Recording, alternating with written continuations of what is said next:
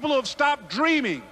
It's necessary that you align yourself with people and attract people into your business who are hungry, people who are unstoppable and unreasonable, people who are refusing to leave life just as it is and who want more. My mother used to say, birds of a feather.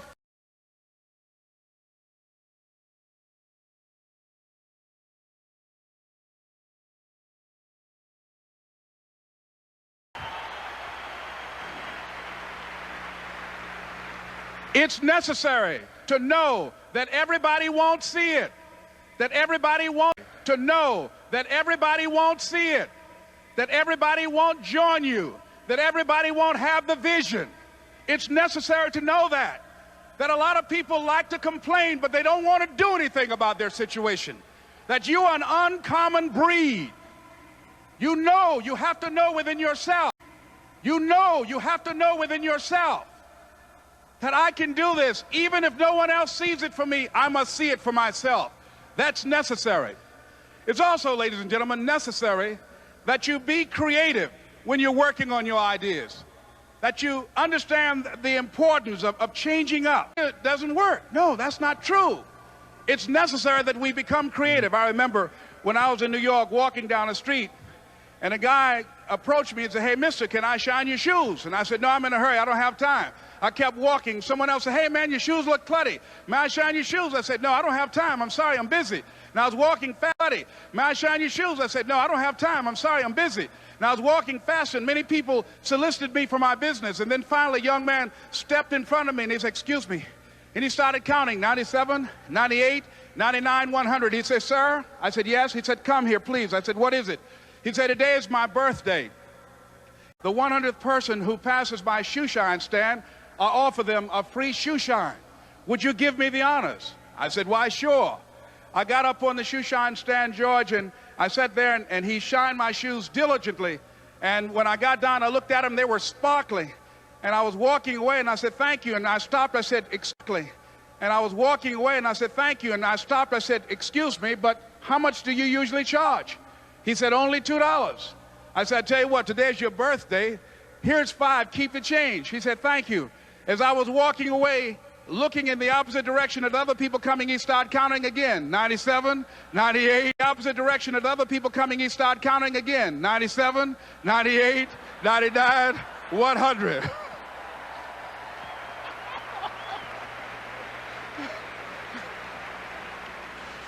It's necessary that you be flexible, that you are always thinking of how can I customer-driven economy. It's necessary for you to always explore various ways in which you can improve the quality of service that you're providing for the people in your organization. I remember something, a major company had talked about the extra value service they were providing for their customers. And the lady who had the news conference summarized, to satisfy our customers or to please our customers, our intention is to amaze them.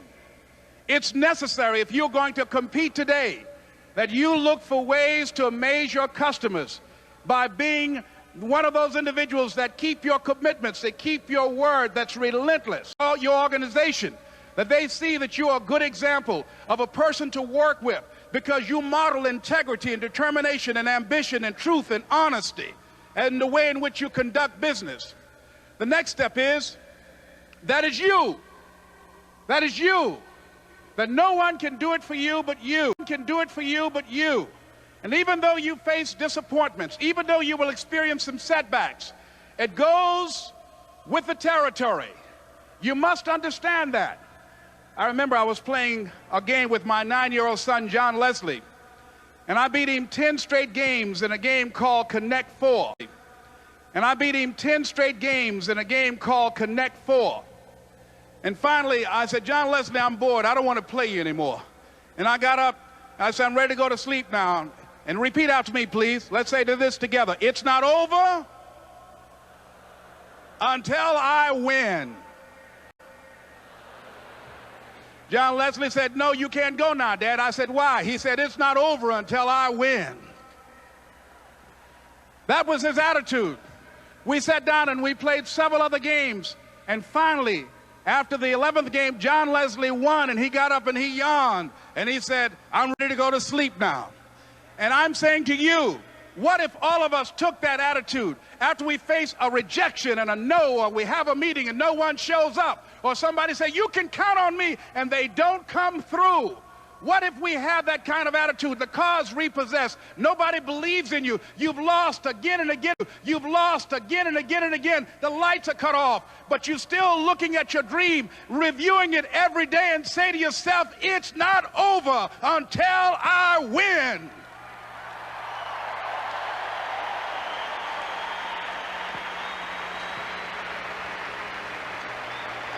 Now here's the next step. Repeat after me, please. It's possible. I can live my dream. It's necessary. I work on myself. Surround myself with winners. Become creative. I've got to make it happen. It's not over until I win.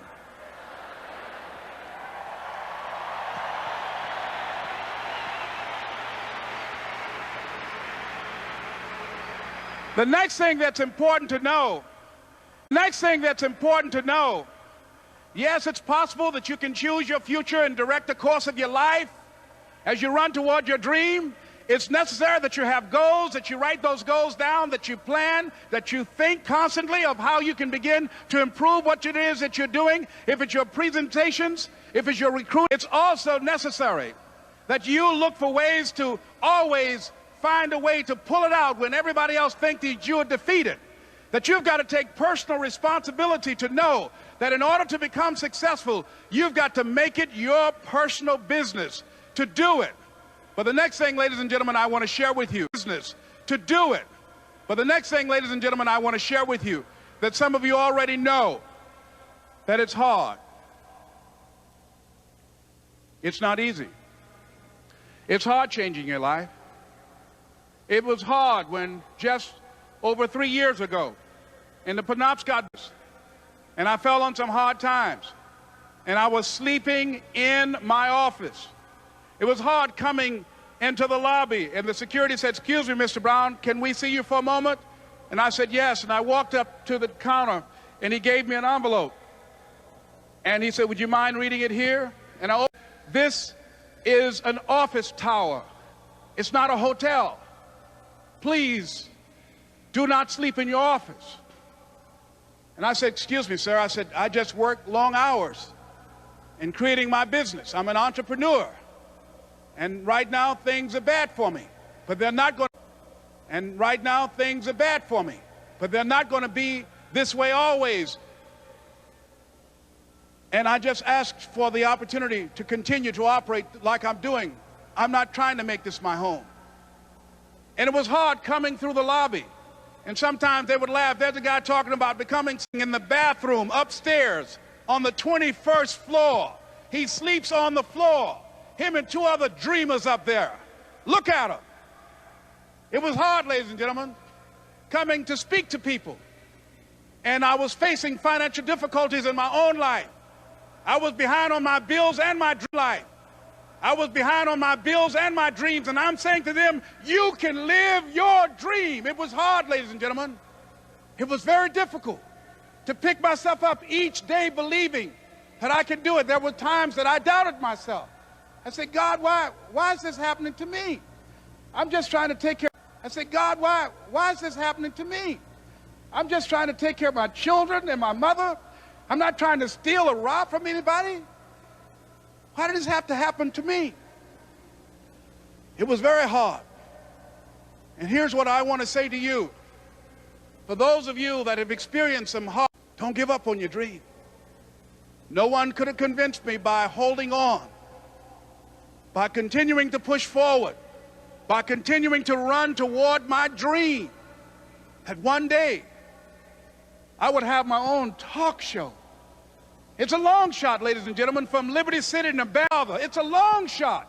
Being here with you today in this dome in Atlanta, it's a long shot. No college training, labeled educable, mentally retarded, but I kept running toward my dream.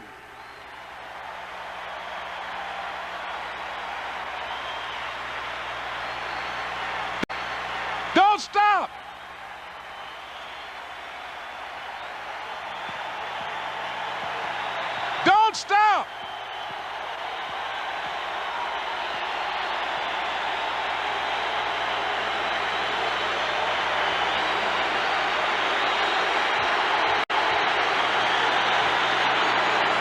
Don't stop running toward your dream.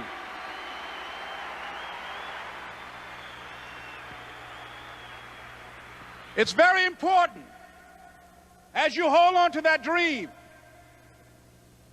There are moments when you're going to doubt yourself.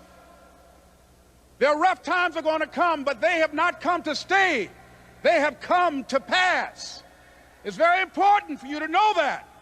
Don't say I'm having a bad day. Say I'm having a character building day.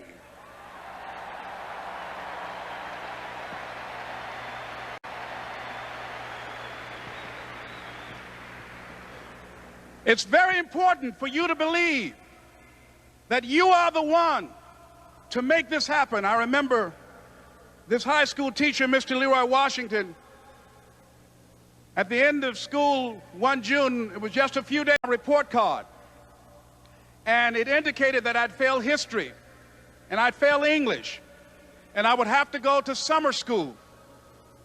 And I was feeling within myself that I was a failure, that I'm slower than most people in getting paperwork, and I was feeling down on my negative. And Mr. Washington was giving a speech to the graduating seniors, and I was in 11th grade. And even though I wasn't supposed to be in there, I went in there because the speech he was giving, that speech was for me. And as he talked, my heart began to beat fast. My heart began to beat fast. Tears began to run down my eyes, and I was in the back just listening to him, because he said, and he was a very dramatic man. I still talk to him to this day. He said, as graduating seniors of Booker T. Washington High School, I want you to know that you're blessed, and that as you go toward the future, begin to know that you have greatness within you. And if just one of you here begin to envision yourselves as being blessed and highly favored to reach your goals, if just one of you capture the essence of what that, if just one of you capture the essence of what that means, that you have greatness within you and a responsibility to manifest that greatness, that you can make your parents proud, you can make your school proud, you can touch millions of people's lives, and the world will never be the same again because you came this way. Ovation. And as he left the auditorium, I ran down the steps and I caught him in the parking lot. I said, Mr. Washington?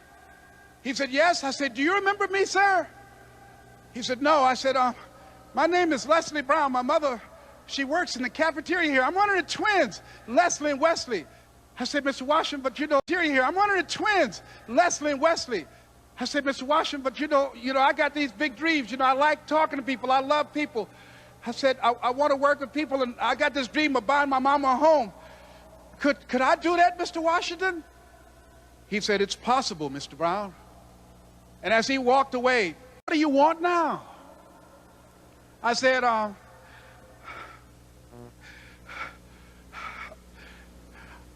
the one, sir. I said, I'm the one. You remember me, sir. I'm Miss Mamie Brown's boy. I'm the one.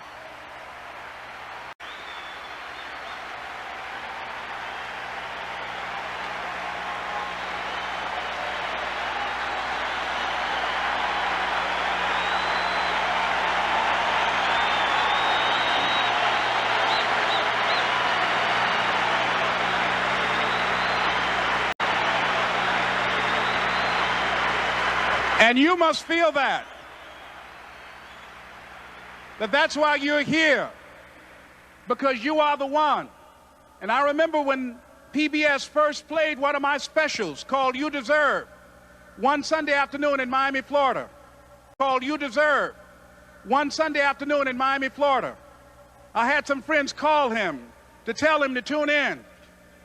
And he watched the program. He called me in Detroit, and I answered the phone. I said, hello. He said, may I speak to Les Brown, please? I said, who's calling? He said, you know who this is. Washington, it's you. He said, you were the one, weren't you? I said, yes, sir. He said, and you were so crazy. I said, I know, but I'm rich now.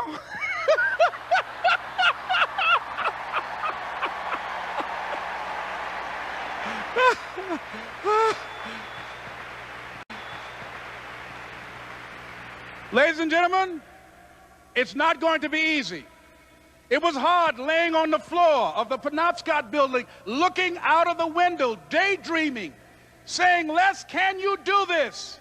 Can you make this happen? I used to listen to tapes in and day out about See You at the Top, my great friend Zig and Dennis Waitley and different other motivational speakers and Dr. Norman Vincent Peale. And Dexter saying, don't let nobody steal your dream. I used to ask myself, can I do this? And something said within me, and let me tell you something, ladies and gentlemen. While you're here, and before you go back home to your respective cities and communities, write down at least 5 reasons on why you deserve your dream, on why you won't give up, what's going to make you unstoppable, why you must be unreasonable, because logical, practical thinking says you can't do it today. But if you want to produce unreasonable results in your life, like living your dream and taking charge of your destiny, you've got to be an unreasonable person. You've got to be an uncommon person. So write down the reasons of why you're here. My first major goal was to buy my mother a home. And let me tell you something, ladies and gentlemen. What will reasons do, Les? Nietzsche said, if you know the why for doing, you can endure almost anyhow.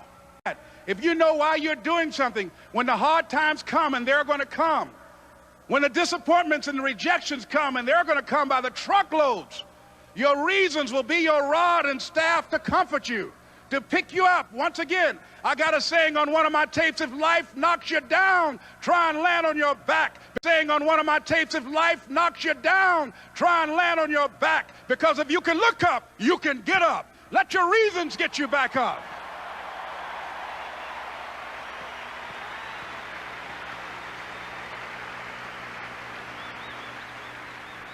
I remember when I bought the home for my mother, and she came out of the car. When I opened the door, I said, Mom, I think I know these people in this house. That was my first major goal. And then I couldn't conceal it anymore. I said, Mom, I got this for you.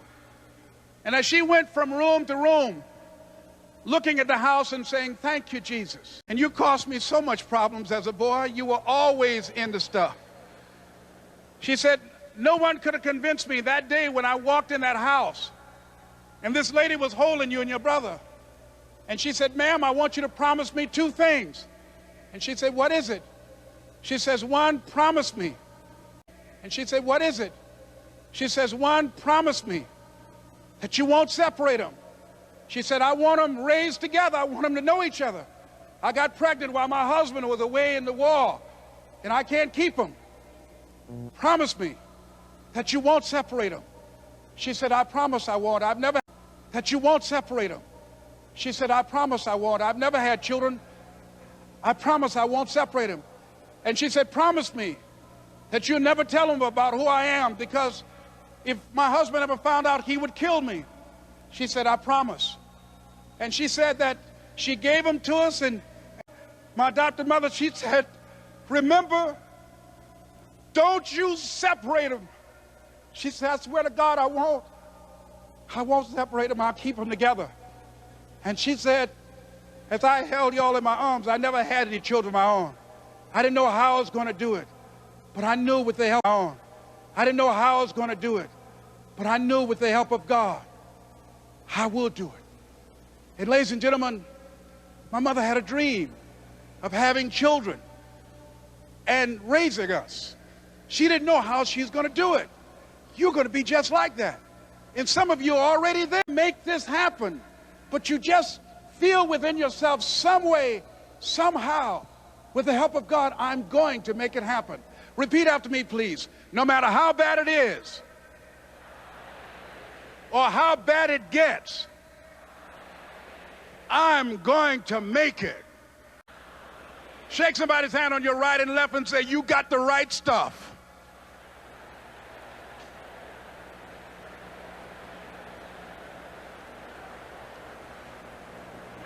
So yes, it's possible for you to live your dream. It's necessary It's necessary that you associate with winners, that you work your system, that you are relentless, that you never give up. It's you. You've got to take personal responsibility. You've got to make it your personal business to make it happen. And you've got to resolve within yourself that it's hard, but you've got to say, I'm the one. I'm the one to make this happen. I'm the one to become successful in this business. As you work to help other people to become successful, that feeds your success. But you know it's going to be hard, but find out what will make it worth it. What will make it worth it for you? I told Mr. Washington I wanted to become a disc jockey. Someone asked me to tell this story. And he said, Les Brown, he said, if you want to do anything worthwhile in life, you've got to be hungry. And so I started working to develop myself. He said, I want you to practice every day being a disc jockey. I said, but I don't have any job now. He said, it doesn't matter. He said that it's better to be prepared for an opportunity and not have one than to have an opportunity and not be prepared. So every day I was working to develop myself. And that's what you must do. You must do. And as I was working to develop myself, I applied for a job as a disc jockey, WMB, on Miami Beach. I went to a guy named Milton Butterball. I said, how you doing, Mr. Butterball? I'd like to get a job as a disc jockey. He looked at me, he said, you have any broadcast background? I said, no, sir, I don't. You have any journalism background? I said, no, sir, I said, no, sir, I don't. He said, we don't have any jobs available. I said, yes, sir. I went back to Mr. Washington and I told him, he said, don't take it personally. He said, most people are so negative, they will have to say no 7 times before they say yes. He said, go back again. So I went back again. I said, how you doing, Mr. Butterball? I said, I'd like to know whether or not you have any jobs as a disc jockey, sir. He said, didn't I just tell you yesterday we didn't have any jobs? I said, yes, sir, but I know whether or not somebody got laid off or somebody was fired, sir. He said, no one was laid off or fired. Now get on out of here. I came back the next day. Hello, Mr. Butterball, how are you? He said, fine, what do you want now? I said, I'd like to know if you got any jobs, sir. Didn't I tell you the last 2 days we didn't have any jobs? I said, yes, sir, but I don't know whether or not somebody got sick or somebody died, sir. He said, no one got sick or died. Now don't come back here and throw me out again. I came back the next day like I was seeing him for the first time. I said, hello, Mr. Butterball, how are you? He looked at me the first time. I said, hello, Mr. Butterball, how are you? He looked at me with rage. He said, go get me some coffee. I said, yes, sir.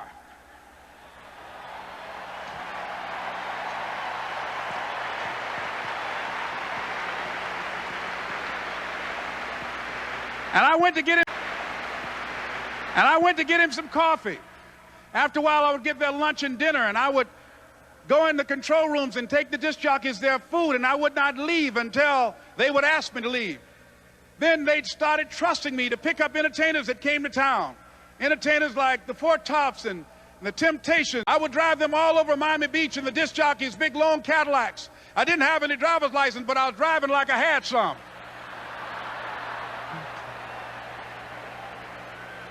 And one day, one Saturday afternoon, while I was at the radio station, a guy named Rock was drinking while he was on the air. I was the only one there, looking at him through the control room windows, walking back and forth, young, ready, and hungry. I was saying, drink, Rock, drink. This is Mr. Klein. I said, I know. He said, Rock can't finish his program. I said, I know. He said, would you call one of the other DJs in? I said, yes, sir. I hung the phone up. I said, now he must think I'm crazy.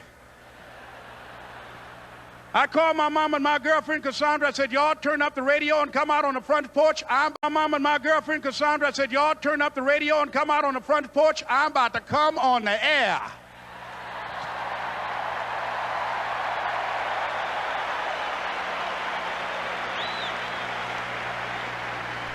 I waited for about 20 minutes, and I called him back. I said, Mr. Klein, I can't. Waited for about 20 minutes, and I called him back. I said, Mr. Klein, I can't find nobody. He said, young boy, do you know how to work the controls? I said, yes, sir. He said, go in there and don't say nothing here. I said, yes, sir. I couldn't wait to get behind those controls. I put on an old Stevie Wonder record called Fingertips. I see LB, Triple P, Les Brown, your platter playing Papa. There were none before me and there will be none after me. Therefore, that makes me the one and only. Young and single and love to mingle, certified, bona fide, indubitably qualified to bring you satisfaction, a whole lot of action. Look out, baby, I'm your love man. I was hungry. I was hungry. I was hungry. You got to be hungry.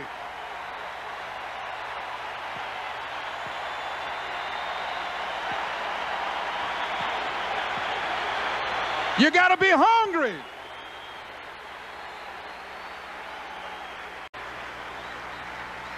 So, ladies and gentlemen, if you want to make your dream become reality, the people that are running at their dreams know that it's possible that you can live your dream, that it's necessary, that you're relentless, that you have a plan of action, that you are creative.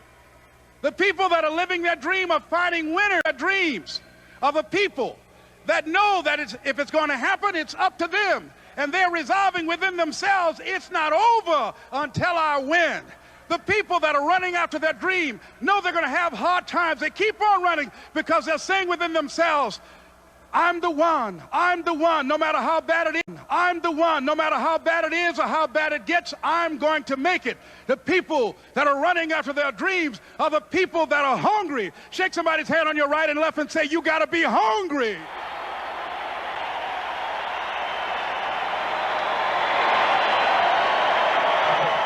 And as you run towards your dream, I want to dedicate this to you that I love very much. I want to thank Dexter and all of you.